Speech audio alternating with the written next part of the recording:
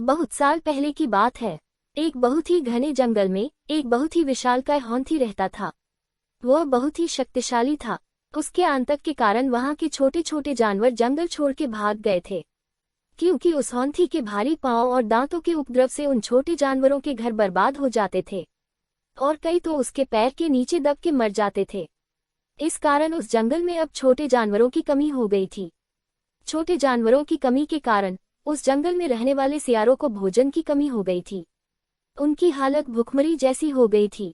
इस समस्या से निपटने के लिए सियारी ने एक सभा बुलाई। उस सभा में एक सियार ने कहा, अगर ये हाथी मर जाए तो हमें इससे 1 महीने का भोजन मिल जाएगा और साथ ही इसके डर से जो छोटे जानवर जंगल छोड़कर भाग गए हैं वो भी वापस आ जाएंगे। तभी दूसरे सियार ने कहा, मगर इसे मारेगा कौन? इतने बड़े विशाल आकृति वाले दुष्ट जानवर को कौन मार सकता है? तभी उसमें बैठा हुआ एक सियार का बच्चा बोला, इसे मैं मार दूंगा। बच्चे की बात सुनकर वहां बैठे सभी सियार हंसने लगे। उनमें से एक सियार ने उस बच्चे से कहा, बेटा यह खिलौने वाला हाथी नहीं है, ये जंगल के वास्तविक में गजराज है। तुम उसे मारना तो छोड़ो, उसके पास भी नहीं जा सकते। उस सियार के बच्चे ने उत्तर देते हुए कहा कि आप लोग मेरी उम्र देखकर मेरे ऊपर हंस रहे हैं, मगर यहाँ पर ताकत की नहीं बुद्धि की जरूरत है। कृपया करके मुझे एक मौका दीजिए, मैं जरूर ही उस हाथी को मार गिराऊंगा। उसकी बात सुनकर वहां के जो बूढ़े सियार थे उन लोगों ने उस बच्चे को एक मौका दिया। वह सियार का बच्चा हाथी के पास गया और हाथी को प्रणाम करते हुए कहा, महाराज की जय हो। हाथी ने चौंक के देखा, क्योंकि आज तक उसे किसी ने भी महाराज नहीं कहा था। उसने उस सियार के बच्चे से कहा, तुम कौन हो बेटा?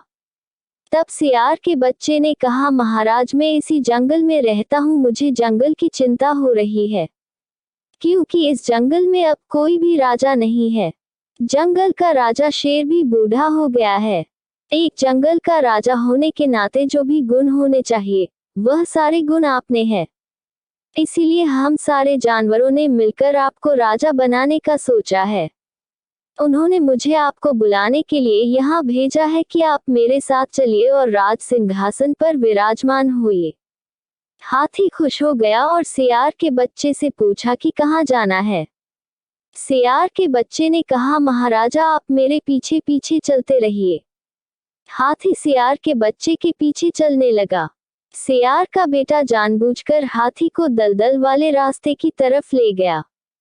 वह तो उस दलदल से पार हो गया, मगर हाथी उस दलदल में फंस गया। तब हाथी ने सियार के बच्चे से कहा, अरे बेटा मैं अंदर धंसते जा रहा हूँ, कृपया करके मेरी मदद करो।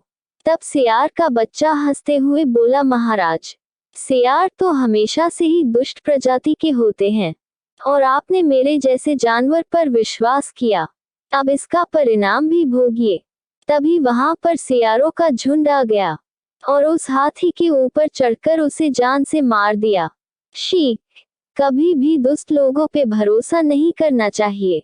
वीडियो पसंद आई है तो कृपया लाइक और सब्सक्राइब जरूर करें।